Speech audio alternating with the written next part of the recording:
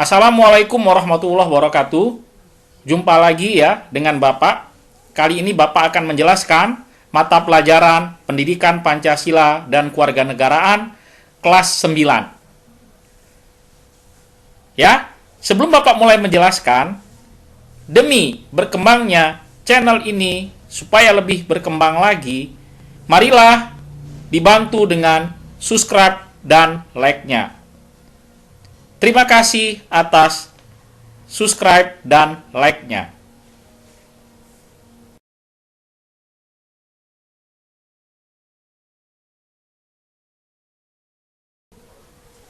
Kali ini Bapak akan menjelaskan pokok bahasan bab 4 ya, dengan judul keberagaman dalam kehidupan bermasyarakat.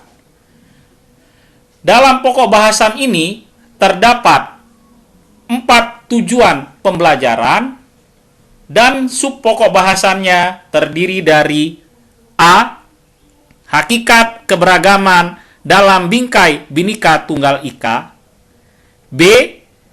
Prinsip persatuan dalam keberagaman. C. Cara menyelesaikan konflik akibat keberagaman. Selamat menyimak.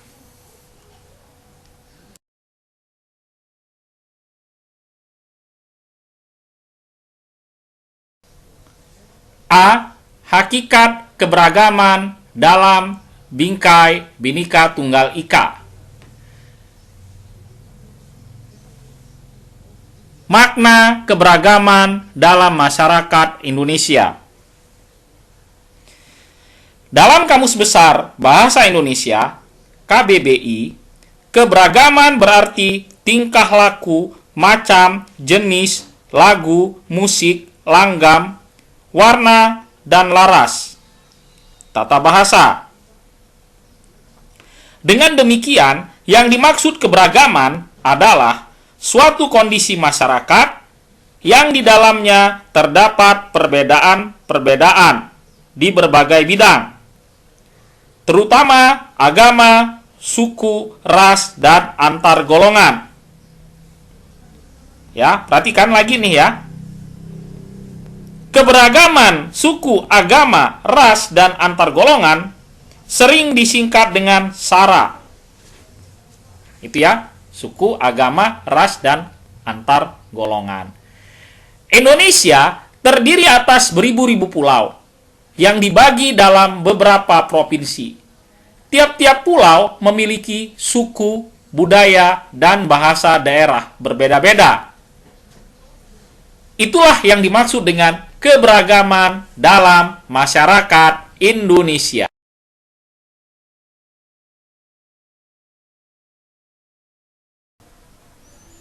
Makna keberagaman dalam masyarakat Indonesia antara lain, keberagaman masyarakat Indonesia dapat dibuktikan dengan adanya keanekaragaman agama, suku, bangsa, dan budaya, serta adat istiadat.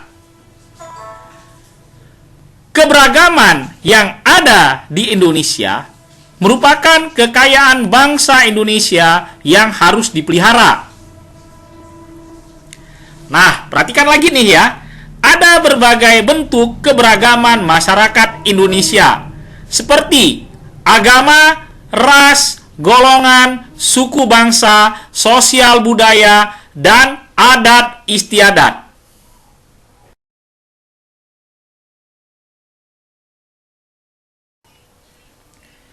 Bentuk keberagaman yang ada di Indonesia antara lain suku bangsa, adat istiadat, agama, ras, golongan, dan sosial budaya. Nah, ini akan Bapak jelaskan satu-satu ya. Kalau hanya disebutkan suku bangsa, adat istiadat, agama, ras, golongan, sosial budaya, nanti kamu akan kurang jelas. Makanya akan Bapak jelaskan satu persatu. Nih, perhatikan. Yang pertama, agama. Ya, landasan kehidupan beragama di Indonesia adalah Pancasila, terutama sila pertama. Udah tahu semua ya, ketuhanan yang Maha Esa. Dan pasal 29 ayat 1 dan 2 Undang-Undang Dasar Negara Republik Indonesia tahun 1945. Ya. Nah, selanjutnya perhatikan lagi nih. Ada 6 agama yang diakui pemerintah Indonesia, yaitu Islam, Katolik, Kristen Protestan, ya, Hindu, Buddha, dan Konghucu. Tiap-tiap agama memiliki tata cara dan tempat beribadah berbeda-beda. Ya. Selanjutnya apalagi nih? Keberagaman agama mengharuskan semua pemeluk agama mengembangkan sikap toleran. Ya, mengembangkan sikap apa? Sikap toleran. Pemeluk agama berkewajiban menjaga kerukunan dengan menerapkan tri-kerukunan beragama. Menerapkan apa? Tri-kerukunan beragama. Nah, perhatikan lagi nih. Adapun tri-kerukunan beragama yang harus dikembangkan dalam kehidupan berbangsa dan bernegara sebagai berikut. Kalau tri-kerukunan berarti ada 3. Ya, ada kerukunan intern umat beragama, ada kerukunan antar umat beragama, yang terakhir kerukunan antar umat beragama dengan pemerintah. Oke. Selanjutnya tadi sudah agama, sekarang ras. Nah, perhatikan lagi nih ya. Ras merupakan sebuah kategori dalam antropologi fisik untuk menentukan kelompok orang dari asal yang sama. Nah, perhatikan lagi. Pengertian ras menyangkut aspek aspek ya biologis. Kalau biologis itu terdiri dari ciri fisik, warna kulit, ya, dan bentuk tubuh. Dan aspek sosial, ya, apa aspek sosial? Masyarakat, peran dan kebiasaan yang dilakukan. Ya, perhatikan lagi nih. Dilihat dari segi ras dan persebarannya, manusia dibedakan menjadi ras Mongoloid, Negroid, Kaukasoid, Australoid, dan ras-ras khusus seperti ras Bushman, Wedoid, Polynesian, serta ras Ainu. Nah, itu ya. Selanjutnya perhatikan, ini lebih rinci lagi ya Bapak jelasin. Berdasarkan ras tersebut, orang Indonesia dapat dibagi menjadi 4 golongan sebagai berikut. Ada ras Melanosoid, ras Mongoloid, ras Negroid, ras Wedoid. Ya. Nah, itu. Selanjutnya, ya tadi sudah agama, ras, selanjutnya golongan.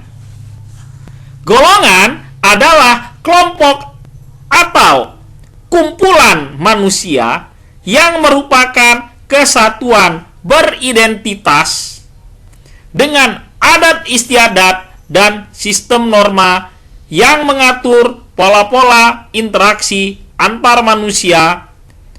Ya. Antar manusia apa? Perhatikan lagi nih ya. Interaksi antar manusia dalam kelompok tersebut. Ya, itu yang dimaksud dengan golongan. Selanjutnya, suku bangsa.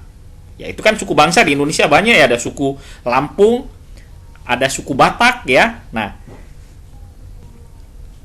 akan Bapak jelaskan lebih rinci lagi ya. Penduduk Indonesia terdiri atas berbagai suku bangsa. Ya, di Pulau Sumatera tadi ada suku Batak misalnya ya. Itu tadi contohnya ya.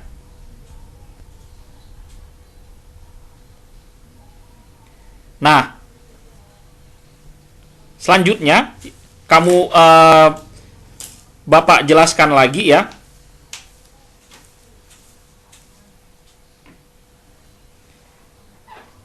Sekarang kalau suku bangsa, ya, tadi udah dijelaskan suku bangsa, nah ya. Apa yang dimaksud etnik atau suku bangsa? Tadi contohnya udah Bapak kasih contoh suku Batak, suku Lampung ya. Nah, apa sih etnik atau suku bangsa itu? Etnik atau etnis berasal dari kata etnos. Ya, yang dalam bahasa Yunani berarti masyarakat. Etnik adalah golongan masyarakat yang didefinisikan secara sosial berdasarkan berbagai macam karakteristik kulturalnya. Artinya, karakteristik kultural ini dapat berupa bahasa, agama, ya, asal suku atau asal negara, tata cara hidup sehari-hari, makanan pokok, cara berpakaian, atau ciri-ciri kultural yang lainnya. Nah, selanjutnya ya, etnik terbentuk berdasarkan definisi sosial dan bukan merupakan definisi apa? Yang didasarkan pada faktor keturunan atau biologis. Nah, selanjutnya, lihat lagi sosial budaya. Ya. Keberagaman sara, ya, suku, agama, ras, dan antar golongan menyebabkan keberagaman sosial budaya. Keberagaman sosial dan budaya di Indonesia meliputi keberagaman mata pencaharian, tarian, makanan, rumah adat, dan pakaian yang khas. Nah, itu ya. Hampir setiap daerah di Indonesia memiliki keberagaman rumah adat, pakaian adat, makanan tradisional, dan kesenian tradisional yang berbeda. Fakta ini ya menunjukkan bahwa bangsa Indonesia kaya akan ragam budaya, ya, kaya akan ragam budaya. Nah, selanjutnya adat istiadat. Nah, di situ sudah ada adat istiadat ya. Ya, adat istiadat. Adat istiadat merupakan peraturan tentang perbuatan manusia yang lazim dilakukan sejak zaman nenek moyang dan diteruskan oleh keturunannya. Adat yang telah melembaga disebut adat istiadat, yaitu apa? Tata kelakuan yang diturunkan relatif turun-temurun dari generasi ke generasi sebagai warisan nenek moyang.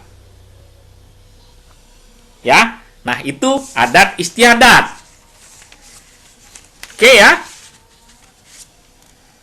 Mudah-mudahan cukup jelas ya yang Bapak jelaskan ya.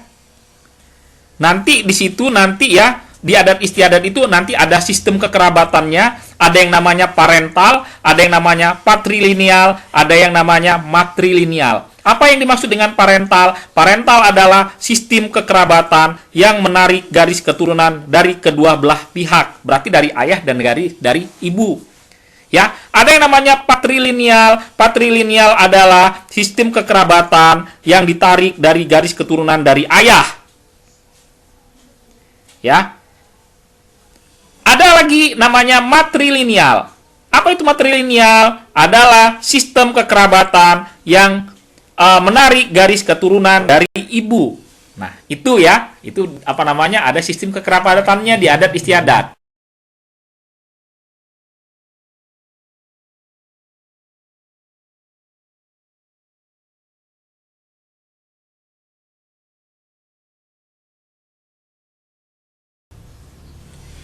Makna persatuan dan kesatuan. Bersatu berasal dari kata satu, yang berarti padu, solid, utuh, dan tidak terpecah-pecah.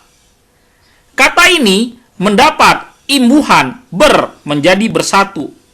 Bersatu menjadi satu, utuh dan padu, ya.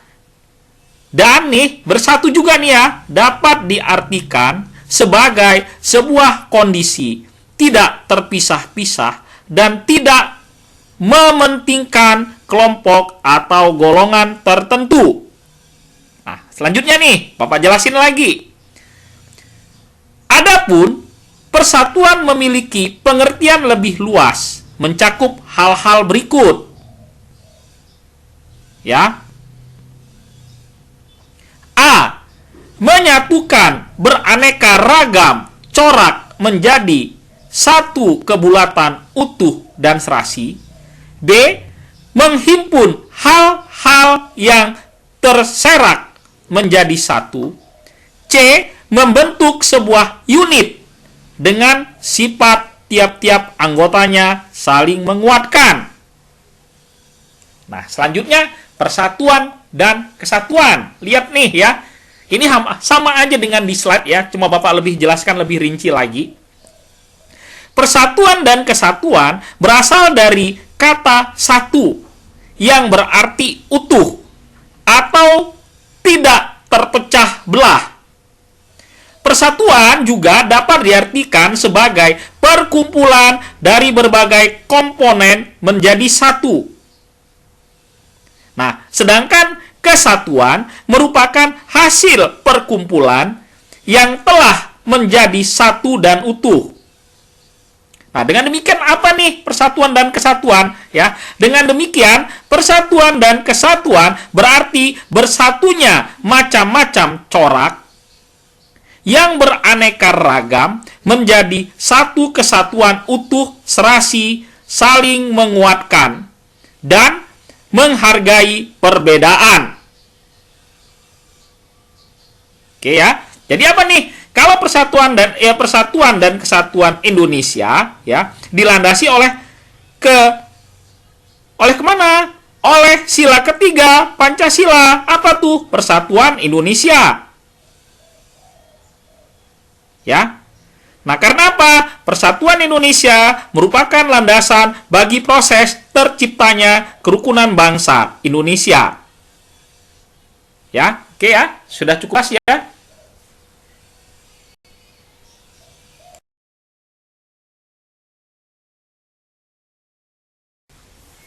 Bhinneka Tunggal Ika sebagai pemersatu keberagaman. Ya, ini akan Bapak jelaskan ya. Tolong didengarkan ya. Semboyan Bhinneka Tunggal Ika diungkapkan pertama kali oleh Empu Tantular. Semboyan tersebut terdapat dalam Kakawin Sutasoma yang berbunyi Bina Ika Tunggal Ika Tanhana Dharma Mangrua, yang artinya berbeda-beda itu satu. Berbeda-beda itu satu, itu tak ada pengabdian yang mendua. Semboyan tersebut kemudian dijadikan prinsip pemerintahan Kerajaan Majapahit. Semboyan Bina Ika Tunggal Ika Tanhana Dharma Mangrua digunakan untuk mengantisipasi keanekaragaman agama yang dipeluk rakyat Majapahit pada masa itu. Meskipun agama mereka berbeda, mereka tetap satu dalam pengabdian. Nah, selanjutnya ya, Bapak jelaskan lagi, tolong perhatikan nih. Pada tahun 1951, ya, perhatikan nih, tahun 1951, semboyan Bhinneka Tunggal Ika ditetapkan oleh pemerintah Indonesia sebagai semboyan resmi Negara Republik Indonesia. Hal ini dikukuhkan melalui Peraturan Pemerintah Nomor 66 Tahun 1951. Peraturan pemerintah tersebut menentukan bahwa sejak 17 Agustus 1950, Bhinneka Tunggal Ika ditetapkan sebagai semboyan yang terdapat dalam lambang negara Republik Indonesia, Garuda Pancasila. Kata Bina Ika kemudian dirangkai menjadi satu kata Bhinneka. Ya. Selanjutnya, Bhinneka Tunggal Ika dikukuhkan. Ya. Bhinneka Tunggal Ika dikukuhkan sebagai semboyan resmi yang terdapat dalam lambang negara dan tercantum dalam pasal 36A Undang-Undang Dasar Negara Republik Indonesia tahun 1945. Adapun bunyi pasal 36A Undang-Undang Dasar Negara Republik Indonesia tahun 1945 adalah lambang negara ialah Garuda Pancasila dengan semboyan Bhinneka Tunggal Ika. Ya. Nah, dengan demikian ya Bapak harapkan kamu paham ya tentang Bhinneka Tunggal Ika sebagai pemersatu keberagaman.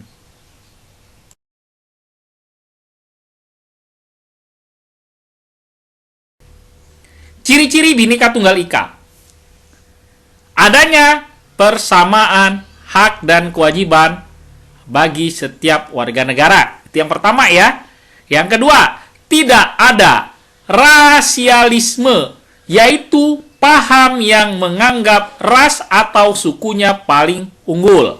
Itu yang kedua ya. Yang ketiga, tumbuh dan berkembangnya sikap nasionalis pada setiap warga negara. Yang keempat, tidak adanya sikap diskriminatif. Yang kelima, tidak adanya sikap kesukuan dan kedaerahan. Yang keenam, terbinanya sikap saling menghormati antar warga masyarakat. Oke ya, mudah-mudahan jelas ya dengan ciri-ciri Bhinneka Tunggal Ika.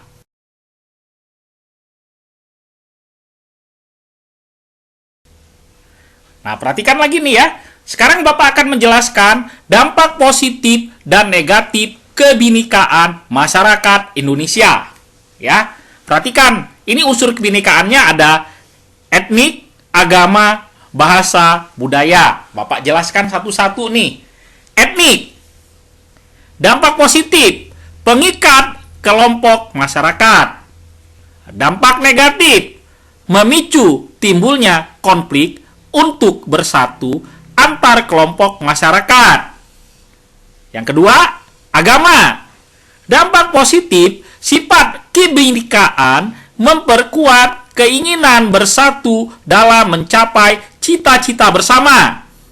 Nah, dampak negatifnya, disabilitas keamanan, disabilitas sosial, ekonomi, dan ketidakharmonisan sosial. Nah, selanjutnya yang ketiga ya, bahasa.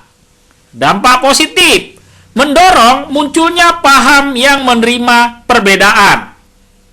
Dampak negatifnya, munculnya kekerasan karena kurangnya menghargai perbedaan. Nah, yang terakhir nih ya, yang keempat, budaya. Dampak positif, menunjukkan kepada dunia internasional bahwa Indonesia kaya dengan keberagaman. Ini dampak positif. Dampak negatifnya, munculnya permusuhan karena pertentangan budaya. Oke ya, mudah-mudahan kamu bisa paham ini ya tentang dampak positif dan negatif ya kebhinekaan masyarakat Indonesia.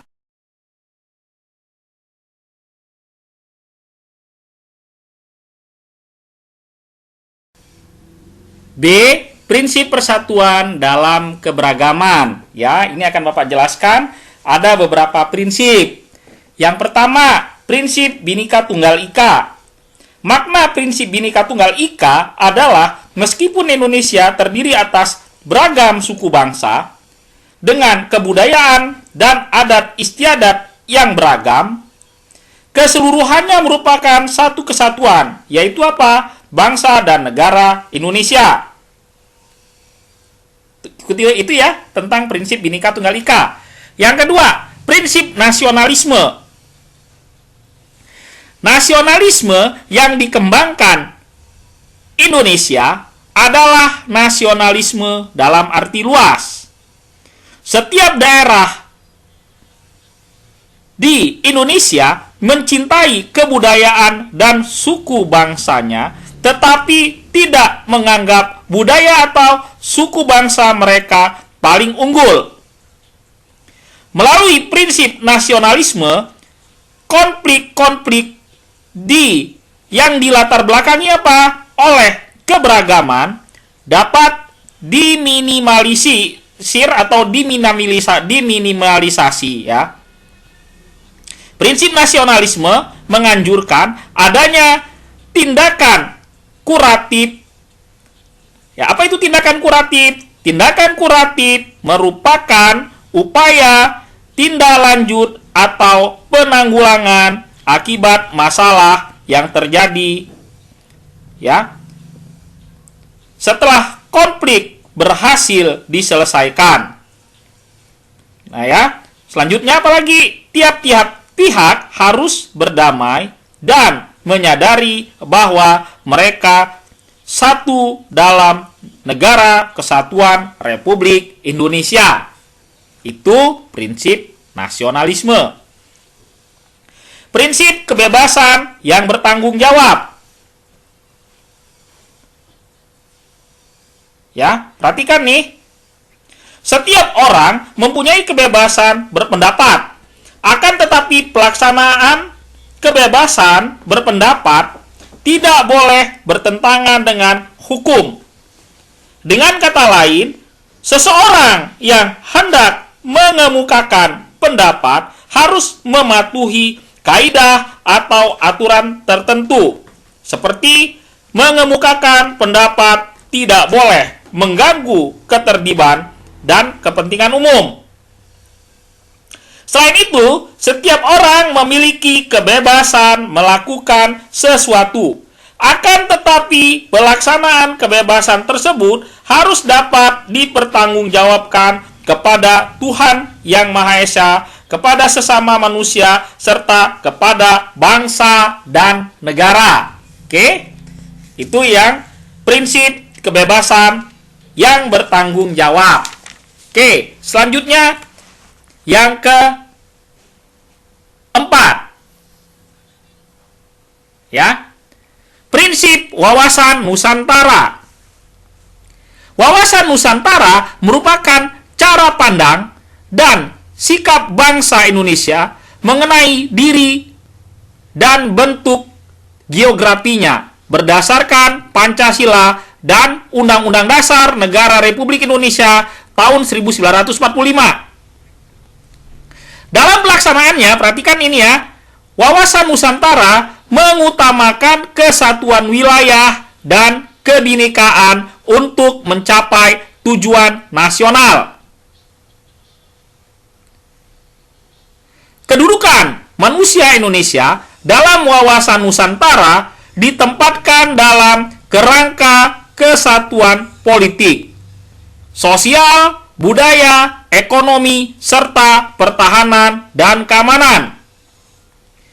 Kesatuan tersebut, nah perhatikan juga ini, membuat masyarakat Indonesia merasa satu, senasib, sepenanggungan, sebangsa, dan setanah air, serta mempunyai satu tekad dalam mencapai cita-cita pembangunan nasional.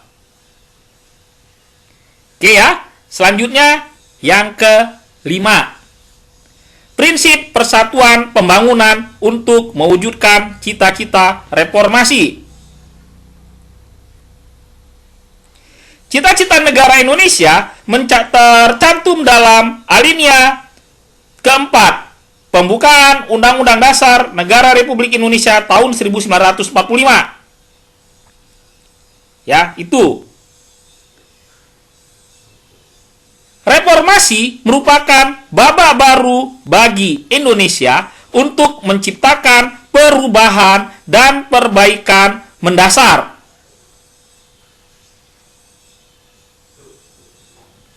Oke ya, itu yang bisa Bapak jelaskan ya untuk prinsip persatuan dalam keberagaman. Ya, mudah-mudahan kamu bisa paham.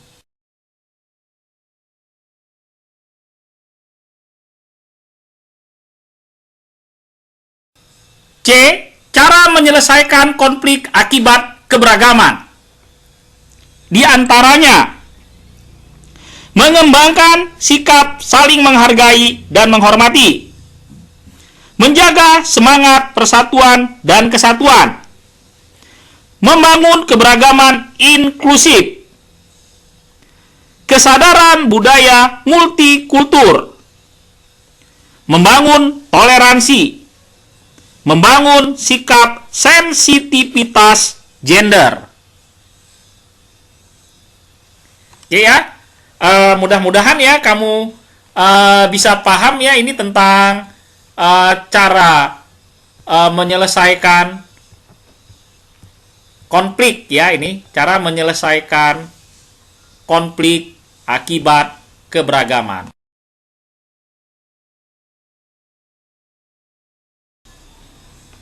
Demikian penjelasan dari Bapak. Mohon maaf kalau ada kekurangan. Salam sehat, tetap semangat belajar menggapai cita-cita. Sekian dan terima kasih. Sampai jumpa lagi. Wabillahi taufiq wal hidayah. Wassalamualaikum warahmatullahi wabarakatuh.